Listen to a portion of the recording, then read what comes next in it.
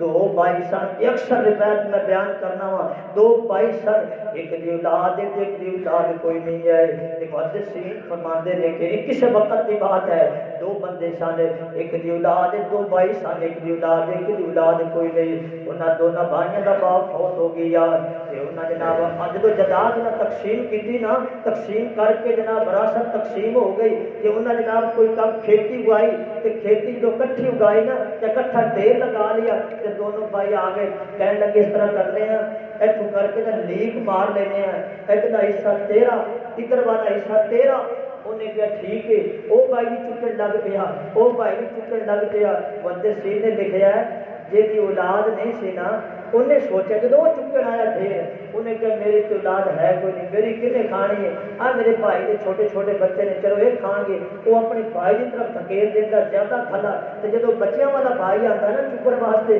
وہ کہنا میں نے تو اپنے بیٹے دیتے نے اولاد دیتی، اج نہیں تو کل نال مل جان گے۔ فرمایا یہ بیٹے کوئی نہیں، اس سے مشکل وقت آ گیا، یہ کی بنے گا، چلو یہ جمع کر کے رکھ لے گا، یہ اندر ول کرتا ہے وہ ادھر ول کرتا ہے۔ محدثین نے لکھا دونوں بھائی شام تک وہ ڈھیر ڈھونڈتے رہے، جڑا دونوں دا کٹھا ڈھیر سی نا انہیں اندر اللہ نے اتنی برکت پائی کہ جڑا ڈھیر نہ گھر جا کے رکھیا ہے، فرمایا وہ ڈھیر دونوں دا ایک دا ڈھیر انہاں دونوں دے ڈھیر تو بھی زیادہ سی، یعنی اللہ تعالی نے برکت پائی۔ اس چیز اندر برکت ہے، ساری کی صورت حال ہے۔